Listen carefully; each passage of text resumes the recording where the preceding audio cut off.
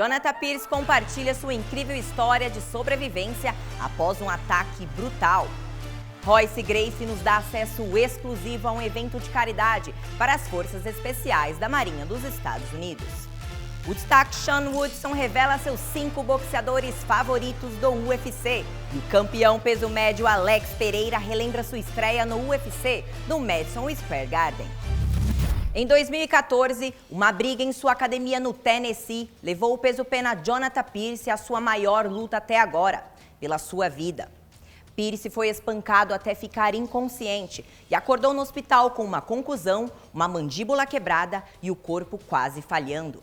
Determinado a desafiar as probabilidades, Pearce deu tudo de si para se recuperar, inclusive retornando às competições de MMA em apenas 6 meses.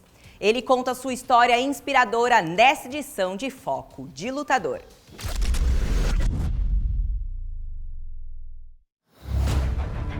Well, several years ago, Jonathan Pearce nearly had his MMA career taken away from him. He was the victim of a nasty assault when he was younger. He's got a plate in his face, multiple screws.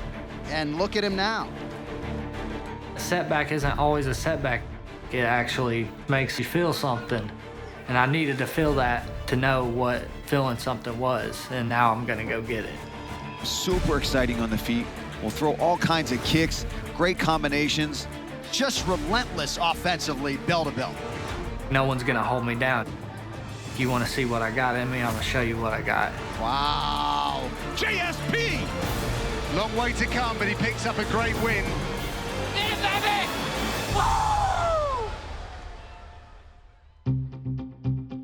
I'm from Johnson City, Tennessee. I got in wrestling at 12 years old. I proceeded until I got into college. I got second in the state in wrestling my senior year. I was like one of the prospects on the team. I stopped wrestling in college, dropped out, pursued fighting. A year later, ended up being the Tennessee state champ. Oh, and that's a good double leg from Jonathan Pearce.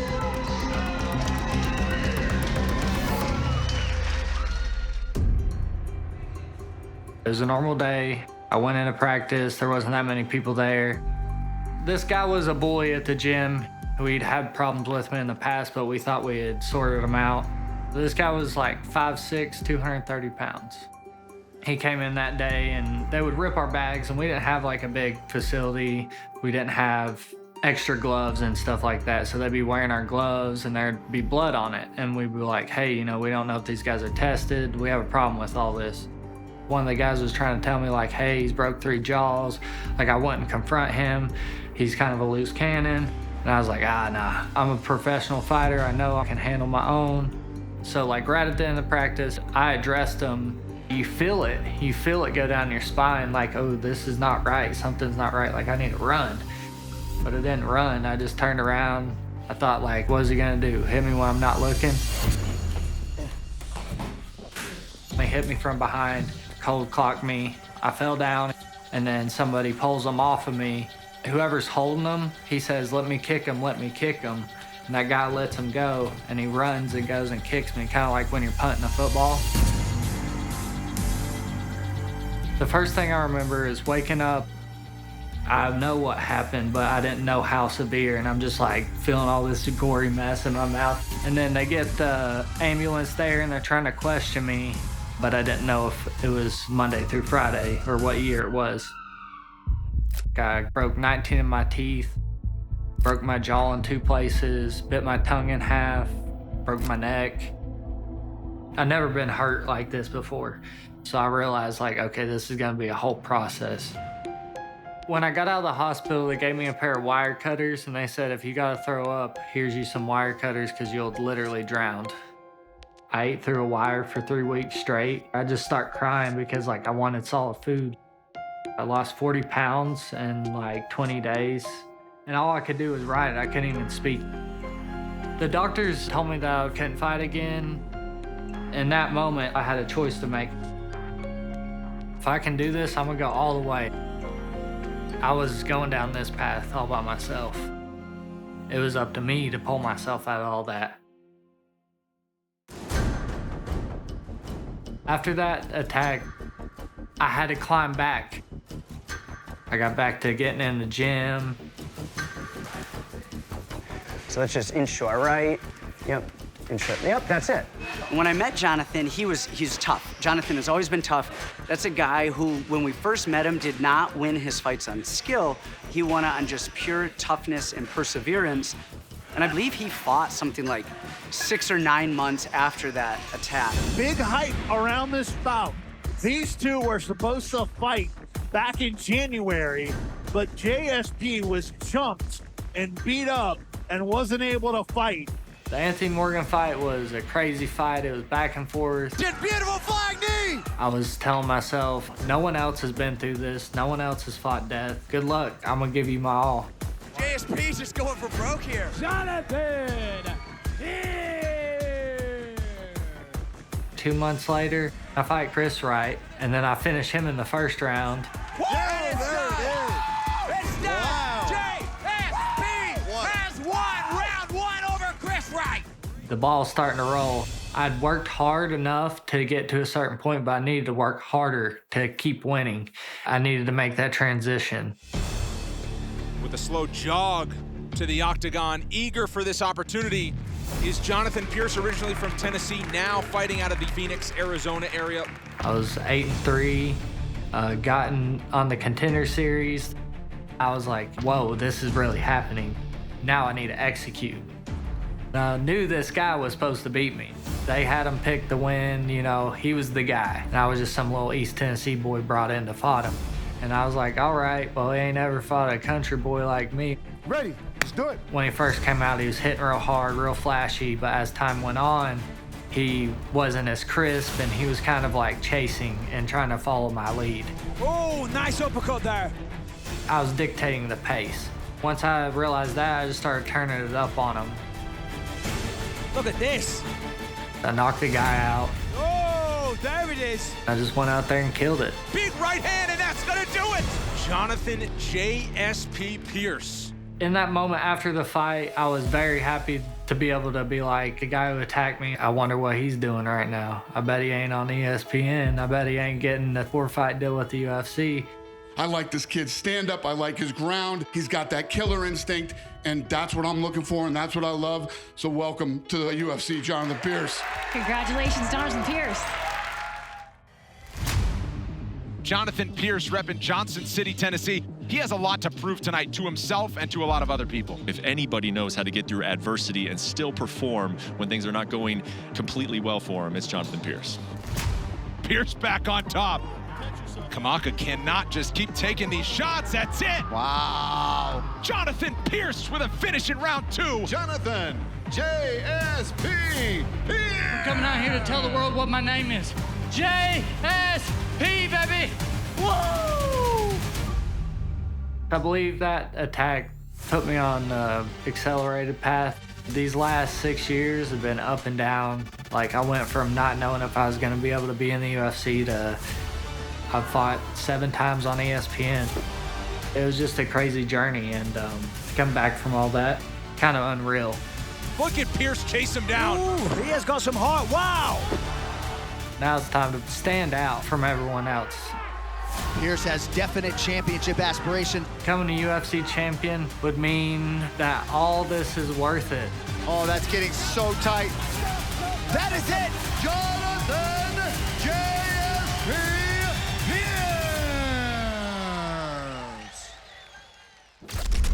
No UFC 1 em 1993, Royce Gracie garantiu sua futura vaga no Hall da Fama da organização, ao vencer o primeiro torneio da noite.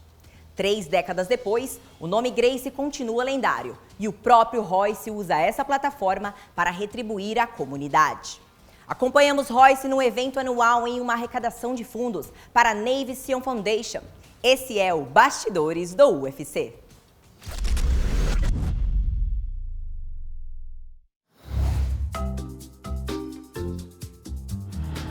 That's the platoon wave right there, coming in. I'm still thinking, what am I doing here? I'm cold in here. Imagine how It's freezing cold outside. The water is cold.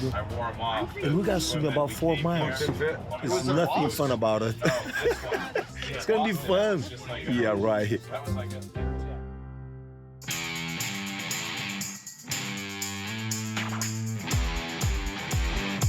We are here, Tampa Bay, for the Frogman Swim.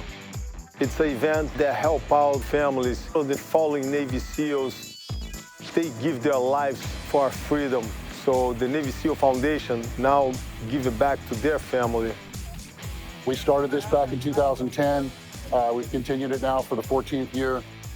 It's a almost 4-mile crossing from this point over to the Tampa side.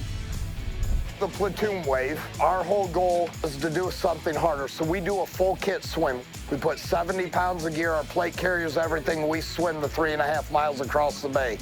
As soon as I called Royce, I told him what we were doing, why we were doing it, not for us, but to take care of our teammates, take care of our commands, take care of our Gold Star families. His words were right away, let's do it. Every time I meet the men and women from the service, they're always like, man, we look up to you. Almost like I'm their hero. But they are my hero. I look up to them for what they do. And it's my way to give it back. Royce has a huge fan base. The UFC and the military have always been great partners. Bringing Royce into this was just a perfect fit, and it was a no-brainer. Royce has got a challenge for himself here. The water is about 63, 64 degrees. Air temp right now is 38. But we think Royce is up for the challenge. This is my first year doing it. It's gonna be about 3.5 to 4 miles. And you have to pull about 60 to 70 pounds behind you. And it's gonna be the coldest day. We'll be our first in the water. I'll see you guys on the other side. If I had to compare this swim with the UFC fight, I would say this is harder because it's not my background. I can fight all day, not a problem. I got endurance, not a problem. But being in the cold water and swimming, it's very cold. Cramp? Yep.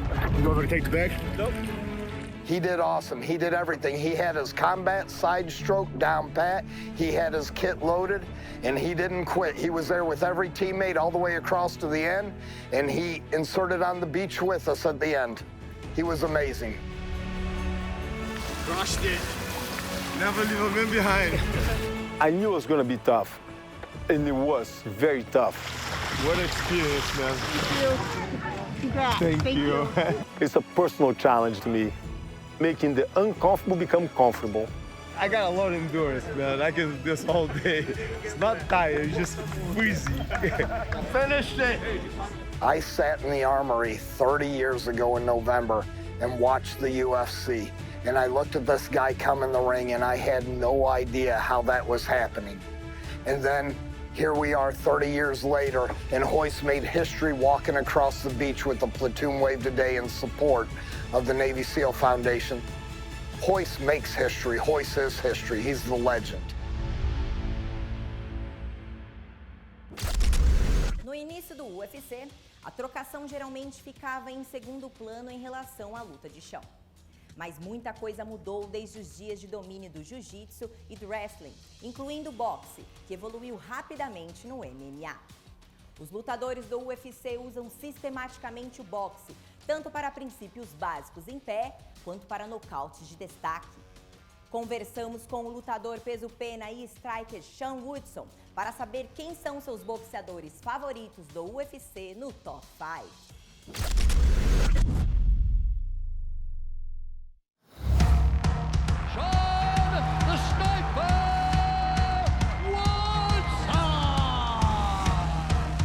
Boxing as a fundamental is so important in MMA because every fight starts standing. I hear all the time that wrestling and jiu-jitsu are the most important martial arts in MMA, but if you don't know how to box, you're gonna be in trouble. Big combination! Hit it's all over! Me being a boxer myself, you know, that's definitely what I like to see most when I'm watching UFC. I'm a huge fan of striking, and I like to see guys exchange and shoot it out in the middle of the octagon.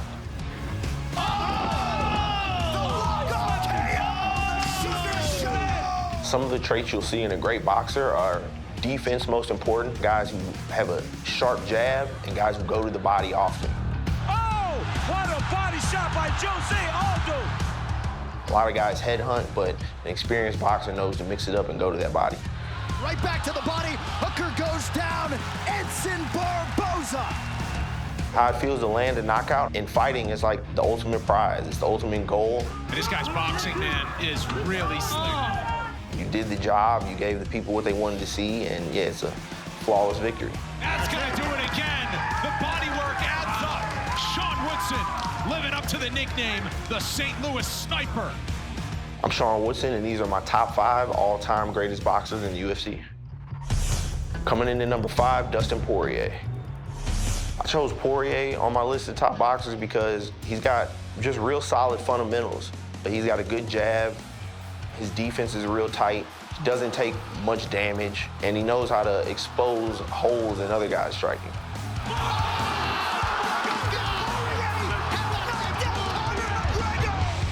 Every time Dustin steps inside the octagon, you can expect to see a shootout. A guy trying to keep it on the feet and box it up with people, box people's ears off. And you could definitely expect to see blood when you're watching a Poirier fight for sure. Dustin Poirier by knockout! Poirier versus Holloway was probably one of the most exciting fights that I've seen him in. Massive right from Poirier! Both guys are elite level boxers, and it was just a real back and forth fight, and it was, mainly a boxing contest. My goodness, holy smokes. I love watching that fight. I watched that fight too many times to count. That Dustin Poirier is a phenomenal boxer. Coming in at number 4, I'm going with Adrian Yanez. Every time you see Adrian go in the octagon, you can expect to see slickness, smooth swagger, confidence. He flows in there, he's loose and relaxed, has a good jab, puts the combos together. Head movement is always on point. Fast hands, yeah, he sauces it up on guys.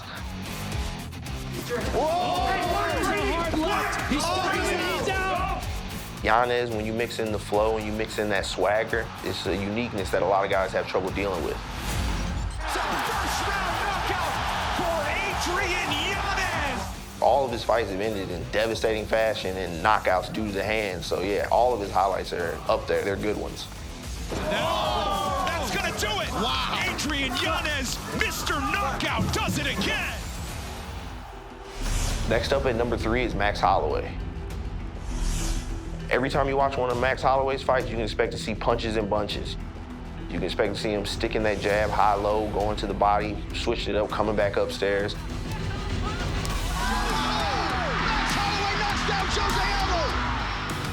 The volume is what stands out to me the most, how he puts together tons of shots on guys. He's not throwing 1 or 2, he's putting together 5 or 6 shots at a time. He overwhelms guys with his volume. He doesn't throw hard every shot, but he makes sure they connect, and he has pinpoint accuracy. Max Holloway's fight that stand out to me has to be against Calvin Kattar. That was just a masterclass performance. I think going into that fight, people thought it was going to be a lot more competitive than what it was because, Calvin's a great boxer as well, and Max is known for his boxing. Max Holloway just looks so slick. What an uppercut! Huge left hand for Holloway. People thought it was going to be a back and forth fight, but mid-fight, landing strikes on him, telling him I'm the best boxer in the UFC. I'm the best boxer in the UFC, baby!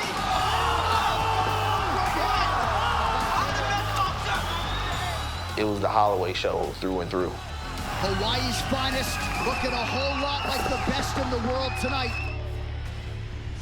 Coming in at number 2, the notorious Conor McGregor. Conor's considered one of the greatest boxers in MMA because that's always been his route to victory. That's what he looks for, and that's what he hunts from bell to bell, is to try to knock your head off. That's how he rose up through the ranks, was by putting hands on people. Conor relaxed and smiling. Oh my! Just slapped him like that! Oh! That left hand is deadly. It just seems to be one of those punches, and fighters just get shocked by. What makes Conor's style unique and different is the confidence he carries into the cage. He carries that confidence that he knows he just has to touch you one time and he can put you to sleep. The accuracy, the power, the knockouts. You can expect to see him hunting the KO from bell to bell. It's all over, just like that.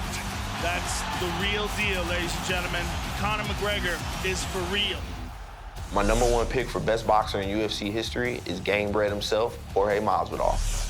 I chose Masvidal to be on my list because he's a slick, smooth customer in there. He mixes it up well, goes to the body just as much as the head, and yeah, he fights with some swagger. Oh! Beautiful left hook! My favorite moments in Masvidal's career when he fought Cowboy Cerrone and finished him with body shots and showed his elite level striking there. Masvidal working the body, and that is it! And his fight against Darren Till. I believe he was the underdog going into that fight as well and knocked him out in his hometown. A lot of people didn't see that coming.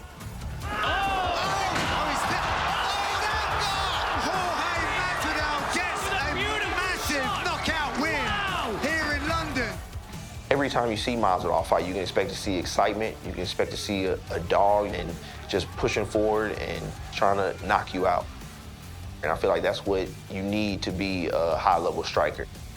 I'm Sean Woodson, and thank you for taking 5.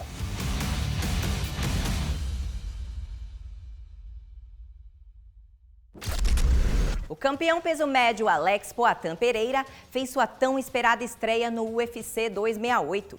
O pupilo de Glover Teixeira tinha um currículo de elite no kickboxing, mas foi outro ângulo que o encantou os fãs. Pereira conquistou vitórias no kickboxing sobre o então campeão Israel Adesanya. Com um nocaute que lhe rendeu um bônus, Pereira anunciou sua chegada ao público e à categoria. Conversamos com o campeão para relembrar aquela noite memorável.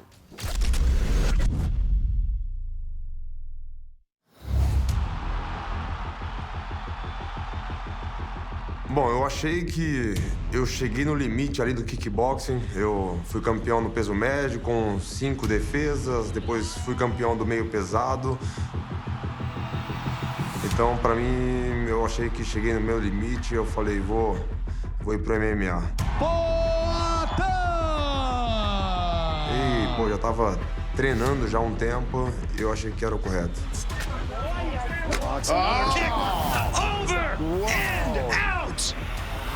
Tá falando do maior evento de MMA do mundo, então com certeza eu já imaginava isso.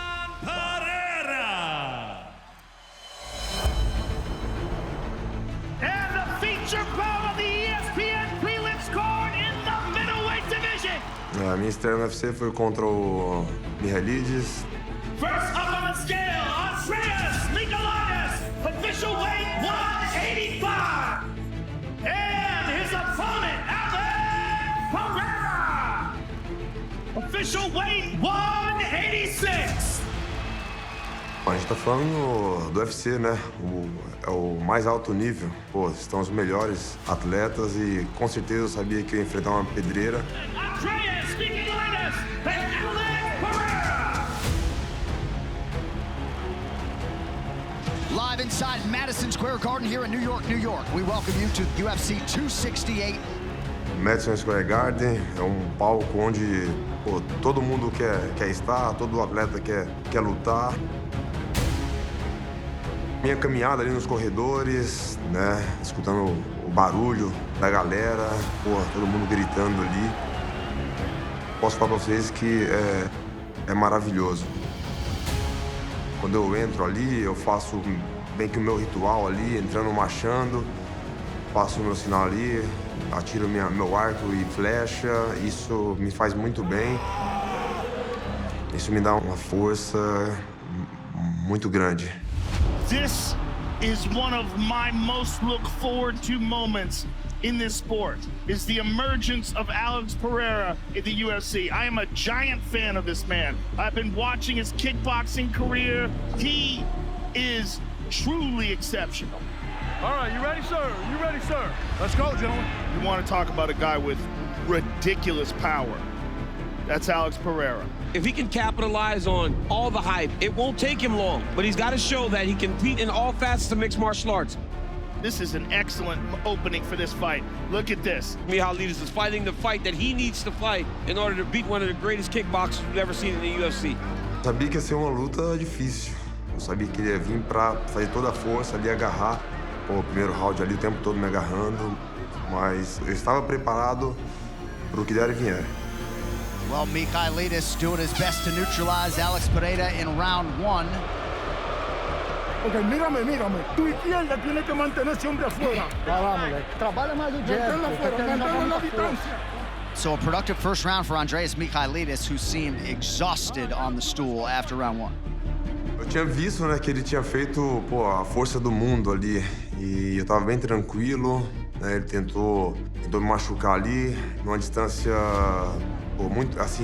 muito longa, né? Tentando me acertar com chutes, aonde eu saí rapidamente. Eu esperei o momento certo ali e nocauteei ele.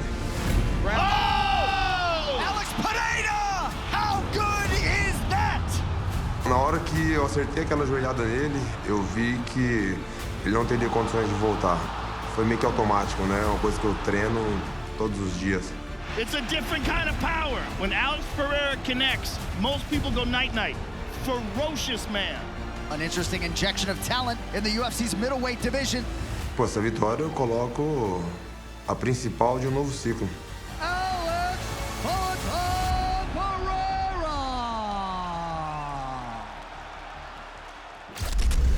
E chegamos ao fim deste episódio. Entre em contato com a gente e compartilhe a sua opinião online usando a hashtag Conexão UFC. Até a próxima!